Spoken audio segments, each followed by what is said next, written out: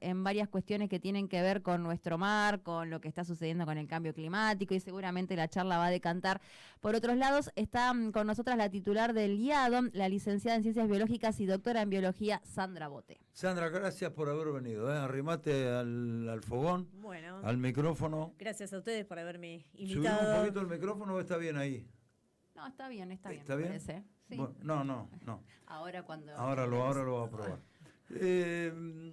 Claro, hablamos contigo por lo de Montehermoso. Exactamente. Entonces esto me permite hacerte esta pregunta. ¿Cómo sigue eso?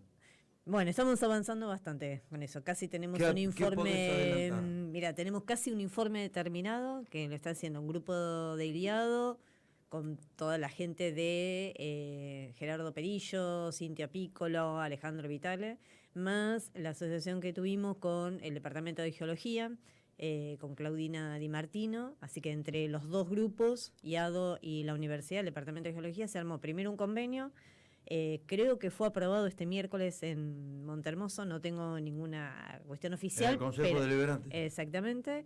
Y ya de hecho la gente estaba trabajando con, con ese informe. Lo tenemos bastante adelantado, así que si eso se firmó el miércoles, es muy probable que la semana que viene ya estemos en condiciones de entregar ese informe. Es un informe preliminar sobre datos existentes, ¿sí? No es un relevamiento. ¿No están sugiriendo qué hacer? Sí, hay una sugerencia. ¿Sí? Hay una sugerencia. Adelantá algo. ¿Dónde me metí? Una cosita, una pequeñita cosita que te... No, cosas que ellos nos dijeron en su momento, de lo que les fueron a ofrecer, creo que van por ese buen camino, ¿sí? De trabajar con geotextiles, de trabajar con las bolsas que ya están puestas, ¿sí? Haciendo un tope en la playa. Lo que pasa es que muchas de esas bolsas se destruyeron cuando ocurrió lo de la ciclogénesis. ¿Bolsas de arena? Claro, se llenan de arena, ¿sí? Es un material muy fuerte. De hecho, lo ofrecieron ahora dentro de ese geotextil una bolsa más fuerte, más resistente, porque resistió bastante. La marea golpea y no rompe, golpea contra él y no rompe. Exactamente. Creo que en algunos sectores el problema que hubo es que, nos comentaba Marco, ¿sí? Del año pasado, que hubo, no tan fuerte como este año, pero que rompió en ciertos sectores y algunas bolsas se habían empezado a romper. Se dejó pensando que no iba a pasar esto de nuevo, bueno, y esas fueron quizás las bolsas que más se rompieron, igual otras también, porque lleva un deterioro, sí, en el tiempo, eso están puestas hace un montón de años, bueno, lleva un deterioro, pero creo que es lo mejor. Después se plantea de hacer algo, no como un bloque, no como una pared, ¿sí? Que tenga... No, porque muchos decían, bueno, ¿por qué no se hace como en otro sector de Montehermoso, de la peatonal para la izquierda, digamos? La parte de los Claro, de ¿por los qué no cementos. se hace con cemento? Claro. ¿Por qué no se hace de hormigón? Algunos dicen no están de acuerdo porque le quita, qué sé yo, otros y que sí. hay diferentes opiniones. Diferentes opiniones. Claro. Creo que a nivel del grupo no está mal que se haga eso. El tema es el costo que tiene eso, ¿sí? Claro, porque tenés como varias cuadras. Es un montón. El frente céntrico más o menos fueron unos 1.500 metros. Claro, un kilómetro y medio. No es que solamente fue ahí, sino que después también hubo dispersión hacia No, para los dos costados. Bueno. Yo he recorrido la playa para los dos costados con mi arena. Sí, tal y cual. Mucha. Muchísima. ¿Vuelve eso? Mira, antes que te conteste, Claudina nos decía que ellos habían estado haciendo inmediatamente algunos relevamientos y más o menos en estimación unos 2 metros de arena. Eso es un montón. O sea, de donde llegaba la arena en la playa de Montehermoso bajó en algunos sectores 2 metros. Eso es una barbaridad, ¿sí? En general, sí, yo lo he visto, he comido, ha dejado para la zona oeste, la zona oeste, rumbo a Pehuenco, ha dejado filas de tamarisco colgando al aire. Sí, un montón.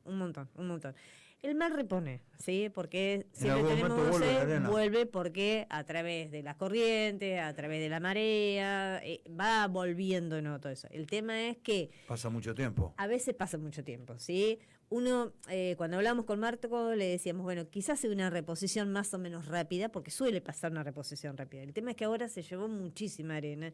Entonces, si hablamos de una reposición rápida, quizás estamos cometiendo un error, porque por ahí uno le puede decir a la gente, 2 meses está... Y capaz lleva 1 año, porque no lo sabemos frente o más. Claro, o más, ¿sí? Va a ir reponiendo el mar, pero va a llevar su tiempo, sí, no es algo inmediato, para Esa nada. Es otra cosa que preguntábamos el otro día, porque uno como un simple observador, voy permanentemente a monte, uno ve después de aquel fenómeno, lo hemos hablado, que digamos, una vez que sube en serio la marea, no como antes, porque ahí como es como tirar agua acá. Claro.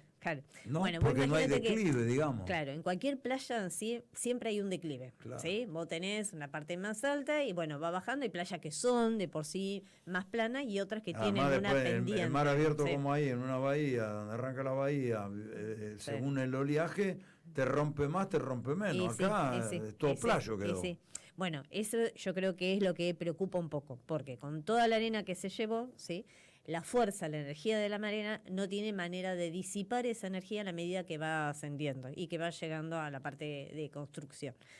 Es decir, que la marea va a llegar de forma inmediata. Lo que hay que pensar a futuro, más allá de una reposición inmediata para el próximo verano, es hacia futuro, ¿sí? Que vuelva a tener esa pendiente para que la energía del mar tenga un lugar como para disipar. Entonces, esto que te decía, esa pendiente se la tiene que dar el fenómeno de las mareas. La marea cuando viene fuerte rompe, cuando no viene fuerte no rompe. Y va llenando, ¿sí? Pero bueno, esto que te comentaba de las bolsas geotextiles o qué se puede hacer, que no hay que tratar de que no sea una pared, sino que tenga una pendiente, ¿sí? Eso hay que trabajarlo con la gente, digamos, nosotros podemos opinar y después están las industrias que se encargan de hacer estos geotextiles, que se encargan de hacer la construcción, bueno, sin afectar tampoco la playa, porque lo que vemos es de los dos lados, o sea, por un lado proteger el frente de Montehermoso, pero por otro lado es también proteger el ambiente marino, ¿sí? Y no destruir la playa, porque tenemos que tener una mirada... El recurso fundamental que tiene Montehermoso es la playa. Claro. Bueno, Sandra, y en eso que dice Luis del recurso y lo que estás comentando, que si algo que caracterizó a Montehermoso siempre fue la extensión de la playa. Puede ser que en estas próximas temporadas eso se vea afectado al estilo, no sé, de que suceda como en las grutas, que llega un momento que no te queda playa. ¿Eso puede llegar a suceder? Y puede llegar a suceder porque esto que comentaba, al perder esa pendiente, ¿sí? Cuando sube la marea se encuentra con algo que está plano. Claro. ¿Sí? Entonces, lo que antes por ahí terminaba dejando un pedazo de playa que la gente se podía quedar tranquilo, quizás hoy eso quede cubierto totalmente. Yo te digo porque lo vi el otro día, lo comenté y hablamos con Marco Fernández y no me acuerdo con quién. Con Claudina, hablamos con Claudina. Lo he visto, sube la marea y sube. Toca los postes donde están parados algunos de los paradores. Entonces te queda nada, te queda un así de playa. Claro. O sea, eso va a cambiar totalmente lo que fue. Si uno se la marea por ahí mañana viene un poco más fuerte y rompe un poquito, entonces ya baja más, qué sé yo, pero sí. Lo que pasa es que, digamos, si uno se pone en la mente, ¿sí? Que te bajó 2 metros de arena, es un montón eso. Entonces, a lo largo de kilómetros y kilómetros de playa. Claro, entonces como si vos dijeras, viene todo el mar y te llega más o menos hasta ese nivel, y de golpe no tenés ese nivel. O sea, lo que entra acá es como vos decís, ¿sí? Tenés el piso plano, lo que llegó a la puerta del estudio va a inundar todo automáticamente. Bueno, eso es lo que pasó en Montehermoso, ¿sí? Pero bueno, reponer eso en forma inmediata no es fácil tampoco. ¿Sí? ¿Hay casos que hayan sucedido en otros lugares del mundo una situación así? ¿Lo han visto ustedes ahora mientras han estado estudiando y armando estos informes? Mira, ahí capaz que tendría que hablarlo con Gerardo Pelillo, que es el que tiene más conocimiento a nivel internacional, pero si uno mira un poco las noticias y las novedades y que a veces busca también información cuando estás haciendo docencia, ocurren en otras partes del mundo. Sí, de hecho han salido novedades, algunos sectores en Italia, por ejemplo, sí, algunos sectores en España también, y sí, se empieza a ver este tipo de afectación porque parte de lo que yo les decía el otro día y también que sale de los estudios, bueno, sí, te aplico lo que tiene mucho de la parte de climatología, meteorología, la temperatura del agua de mar está subiendo, ¿sí? Bueno, y ese calentamiento que se produce a nivel de superficie no ocurre solamente acá, ocurre a nivel global. Bueno, y eso trae sus consecuencias, ¿sí? Físicas, biológicas, geológicas, en todos los planos. Bueno, entonces estos tipos de fenómenos ocurren también en otros lugares. Hace poquito ocurrió en Chile, ¿sí? Que también produjo muchos destrozos en una zona bastante amplia. ¿Por qué? Porque llegó la marea donde no se lo esperaban, ¿sí? Claro. La energía, ¿sí? del agua, del mar, llega y arrasa, ¿sí? Y lo que hemos hecho a lo largo de los años es querer nosotros llegar al mar y estar ahí al ladito del mar, ¿sí? Porque era más lindo, obviamente que nos gusta estar al lado del mar, ¿sí? Pero bueno, el mar necesita su costa, claro, necesita tener sus médanos, sus playas, porque la energía del mar, de la ola, va, viene, hay momentos que va a ir con más intensidad, hay momentos que con menos intensidad. Eso es algo... No, eso se corrige. En el caso de Montehermoso se está corrigiendo ahora con la nueva ley que te dice línea de marea alta, 150 metros para atrás. La nueva edificación... Tal cual. Ahora no podés sacar todos los edificios en esa línea, en ese paredón de edificios que hay a lo largo de toda la costa. Para nada. Montehermoso debe haber crecido claramente 150 metros para atrás, a la altura donde está, como mínimo Avenida Argentina. Y no sé si no Faro Recalada. Sí, tal cual. Pero bueno, ahora ya está. Ahora no le puedes decir, bueno, mira, hace una cosa, llevate el edificio y ponelo 150 metros para atrás. No, aparte una macana es que todo esto, tal cual, y todo esto... Bueno, esa es una consecuencia también de pensar únicamente en el progreso que se define a ver quién tiene el balcón más lindo y el edificio más alto. Toma, la naturaleza en algún momento te lo cobra. Exactamente. Y acá en Bahía deberías tener atención a eso también, ¿no? Y hay a ver quién hace el edificio más lindo, más grande, más alto, más espectacular y que eso que sé cuánto, después no tenés luz, no tenés agua y no tenés cloaca. Sí. Bueno, me derivé en otro tema, pero todo tiene que ver con todo. Es que creo que cada cosa que uno hace, ¿sí?, debería trabajarlo en forma integrada, ¿sí? Creo que hemos estado mucho tiempo, no digo que no lo estemos haciendo ahora integrado, pero mucho tiempo trabajando las cosas por separado. Entonces, el ingeniero civil construye, punto. Me importa lo que voy a decir, tener un edificio alto, lindo, moderno, bueno, pero quizás no interrelacionaba. Y después el concejal o el gobierno te da la excepción. No, mirá, acá según el código podés hacer 3 pisos. Bueno, hacemos uno más, yo te doy. Listo, hacete uno más. Y todo por excepción. No solamente el ingeniero civil o el arquitecto, el desarrollador, sino empiezan a jugar otros factores. No es lo mismo pagar impuestos sobre un edificio de 10 pisos, de 8 pisos, de 3 pisos, que pagar impuestos sobre un edificio de 14 pisos. Sí, tal cual. Todo tiene que ver con todo. Todo tiene que ver con todo. Sí, bueno, esa es la realidad. Primero, entonces ya está medio listo el informe. Ese informe sí, va a ser bien. Sí. Está proyectado un segundo trabajo, que ya lo hemos hablado con Marco también. Le hemos mandado una carta al respecto. Marco Fernández. Marco Fernández, sí. Que es nuestro interlocutor. También con la gente de IADO. Ya ahí sí es salir a tomar muestras. ¿sí? Es hacer trabajos con drones, esa información, después trasladarla, aplicar algún modelo, pero bueno, ya eso es otra etapa. Obviamente todo esto se requiere lleva plata y tiempo. Bueno, veremos. Este primer objetivo, que era este primer informe, con toda la información respecto a lo que fue una ciclogénesis, cuáles son las visiones hacia futuro, si se puede repetir o no, los cambios geomorfológicos, las partes geológicas, las mediciones, lo que se tenía hasta ahora, esa información la van a tener en breve ellos y después, bueno, de ahí seguiremos en diálogo. Sí, a propósito de lo que dijiste recién, la pregunta que se me ocurría mientras te escuchaba, ¿se puede repetir? La naturaleza es impredecible. Totalmente. Sí, lo que no podemos decir, porque sí podemos recabar un montón de información actual y lo que tengamos de antes y podemos aplicar un modelo. Sigue siendo un modelo, ¿sí? Quizás en ese modelo uno puede predecir, decir, bueno, si estas condiciones siguen, esto quizás se empieza a repetir con una frecuencia 2 años, 3 años, 5, pero es un modelo, ¿sí? La naturaleza es naturaleza y esto se puede repetir el año que viene o en 6 meses, no lo sabemos, ¿sí? Así a ciencia cierta decir, bueno, tengan cuidado porque en 6 meses va a estar, no lo sabemos, ¿sí? Pero son fenómenos, porque uno lo ve a nivel global, ¿sí? Fenómenos que antes ocurrían muy esporádicamente y cada vez se ocurren con más frecuencia. Bueno, todo tiene que ver con la temperatura del agua, el aumento de la temperatura del planeta. Sí, tal cual. Está íntimamente relacionado. Muy relacionado con estos fenómenos meteorológicos están íntimamente relacionados. Esto que venimos hablando con Marcelo D'Aloisio en Roma, en toda Europa, lo que hemos visto que ha pasado, que está pasando en Francia, o que está pasando en España y en algunos otros países, una ola de calor que no se detiene. Hablábamos el otro día con Capa, a propósito del Mundial, que hace muchos años vive en Madrid. Me decía que lo peor es que no baja la temperatura ni en horas de la noche. Claro. Entonces hay una sucesión de días y de horas con intensos calores. Sí. Mira, voy a darte un ejemplo. Dentro de lo que yo doy como docente en la universidad, ¿sí? Hablamos de especies exóticas. Y cuando hablo con los chicos, le digo, fíjense hasta dónde el cambio de temperatura afecta a las especies exóticas. Especies exóticas porque por ahí tenían un desarrollo más a nivel del Ecuador, ¿sí? Y con este cambio de temperatura empiezan a invadir otras zonas que antes no invadían simplemente por la temperatura, porque no les permitía asentarse en esos lugares. Por ejemplo, y tenemos otros ejemplos que llegaban hasta el norte o centro de Brasil, y hoy estamos que ya están invadiendo las costas de Uruguay. Entonces, si están invadiendo las costas de Uruguay o el sur de Brasil, hay algunos pececitos, ¿sí? que eran bien típicos del norte y están empezando a trasladarse.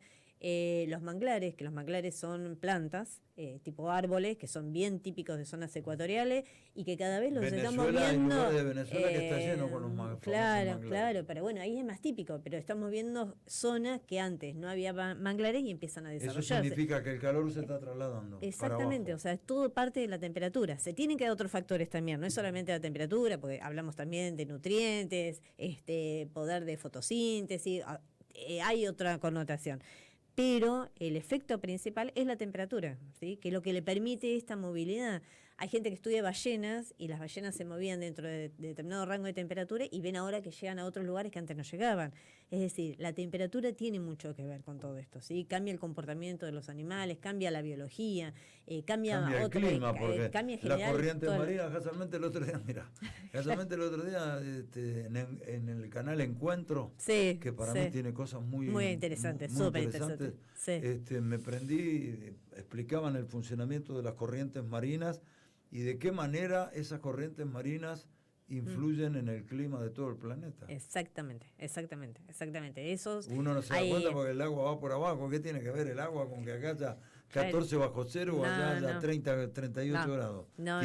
Tiene mucho que ver porque eso está asociado con la disolución de los gases. Tiene que ver con la disolución de las sales, cómo se transportan las sales, dónde hay acumulación de oxígeno, cómo intercambia el dióxido de carbono entre la atmósfera y el agua de mar, dónde el mar actúa más como sumidero de ese dióxido de carbono y dónde tiende a liberarlo nuevamente al ambiente. Es decir, está muy regulado. Hay corrientes, sí, que tardan mucho tiempo en dar toda la vuelta al mundo y hay otras corrientes que son más superficiales.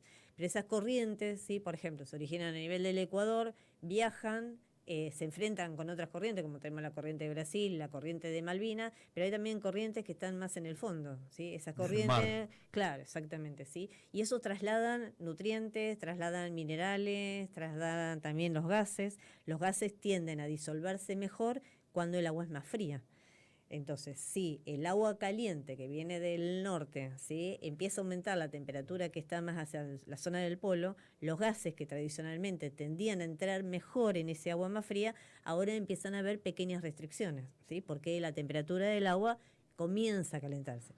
Obviamente estamos hablando de muy pequeñas diferencias, pero si eso en el tiempo empieza a ser cada vez mayor, es lo que está pasando. Entonces vamos a empezar a tener más problemas, ¿sí? Y lo mismo que esas temperaturas frías del agua de mar que va bien por el fondo del mar y tiende a ascender en la zona ecuatorianas, ¿sí?, empieza a calentarse más rápido, ¿sí? Y no traslada toda esa temperatura fría que venía de hace muchos años atrás.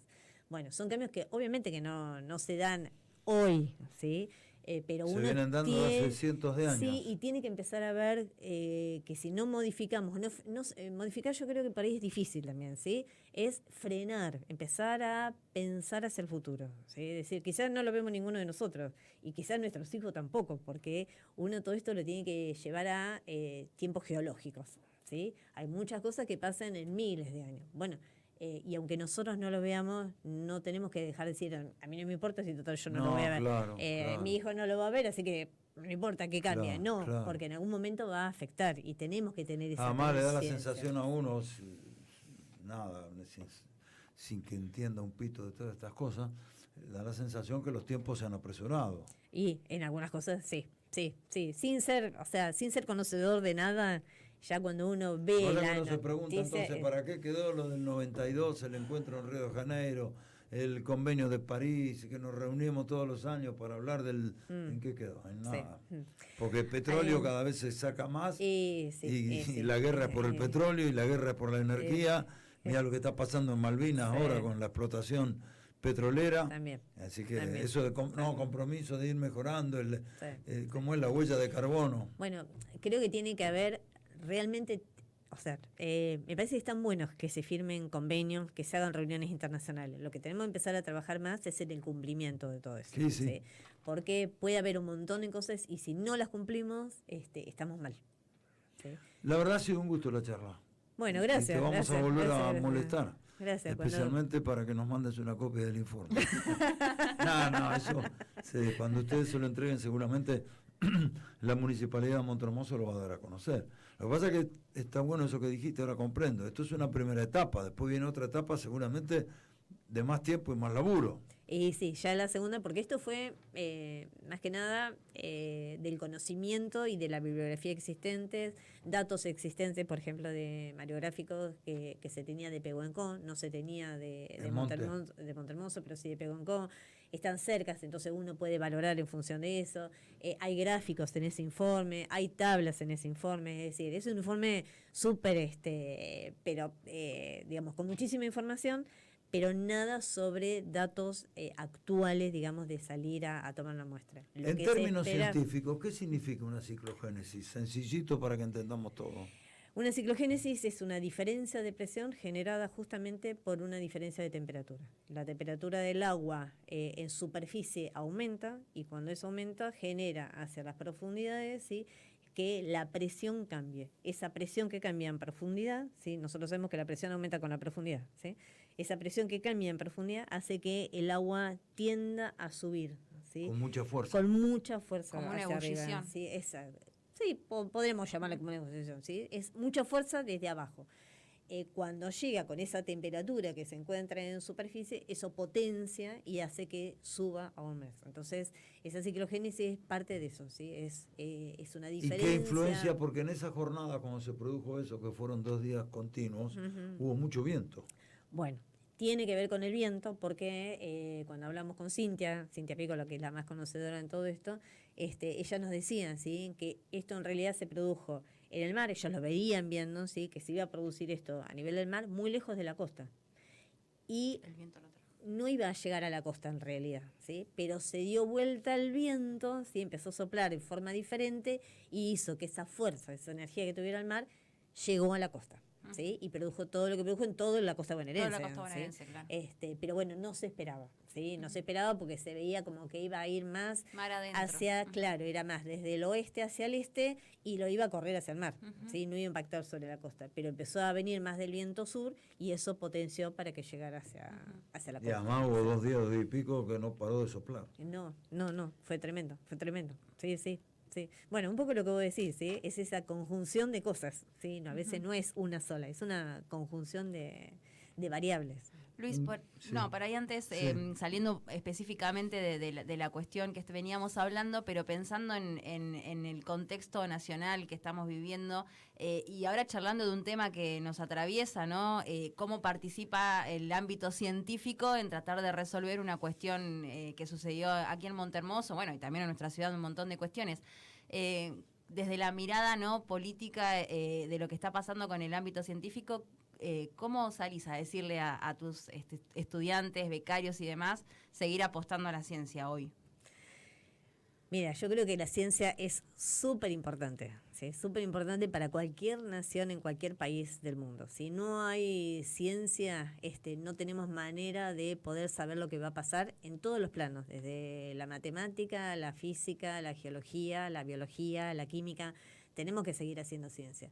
¿Es un momento difícil? Es un momento difícil. Y yo insisto en que tenemos que seguir apostando, y hay gente que sigue apostando, porque de hecho el sistema siguió girando, seguimos haciendo cosas, seguimos publicando, seguimos presentando proyectos, seguimos obteniendo algún proyecto, mucho menos de los que salían antes, pero hay todavía algunos proyectos, es decir, trato de incentivar mucho a la gente, ¿sí? En algún momento les dije a algunos becarios incluso, si yo considero que esto se viene a pique y no hay manera de levantarlo, y para mí lo más fácil es renuncio, me voy a mi casa y me dedico a otra cosa, más sencilla, con menos problemas, y sin embargo lo sigo haciendo y veo que a mi alrededor todo el mundo lo sigue haciendo, ¿sí? Preparamos un proyecto y nos quedamos hasta las 3, 4 de la mañana preparando ese proyecto, sale una convocatoria y todo el mundo va a esa convocatoria, es decir, seguimos apostando a la ciencia porque la ciencia es importante, genera información que es evaluado por pares a nivel internacional, ¿sí? Y eso también la gente lo tiene que valorar.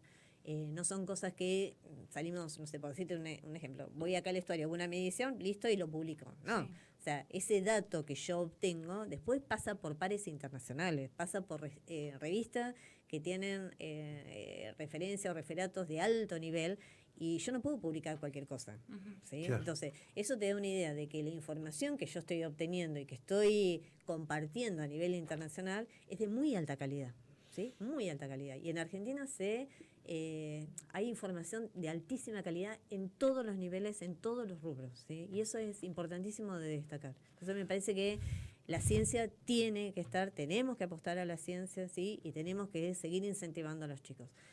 La gente joven está un poquito, ¿sí? Es lógico frente a todo esto. Pero bueno, siempre uno encuentra alguno que tiene energía, ¿sí? De hecho, a mí por ahí me llaman algunos, ¿sí? Gente joven que sale de la universidad y dice, ay, me interesa este tema. Dice, ¿puedo presentarme para hacer una beca? Bueno, o sea, vos te da la idea de que hay algunos que dicen, no, prefiero irme al plano privado, voy a buscar en el plano privado, pero hay gente que todavía le interesa, ¿sí? Porque le interesa hacer ciencia, ¿sí? Le interesa generar datos, generar información.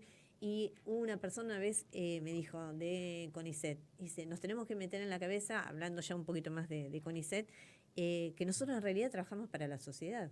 Claro. ¿Sí? Porque lo que nosotros generamos, la idea es que le sirva a la sociedad, claro. En todos los ámbitos, ¿sí? Hasta el agricultor, el que tiene una plantita en la casa. El sociólogo, el historiador. Todos claro. Son importantes, ¿sí? Todos absolutamente son importantes. ¿Sí? Un gustazo. Bueno, gracias. Te volvemos a llamar en cualquier momento. Gracias, cómo no. Sandra Boté con nosotros.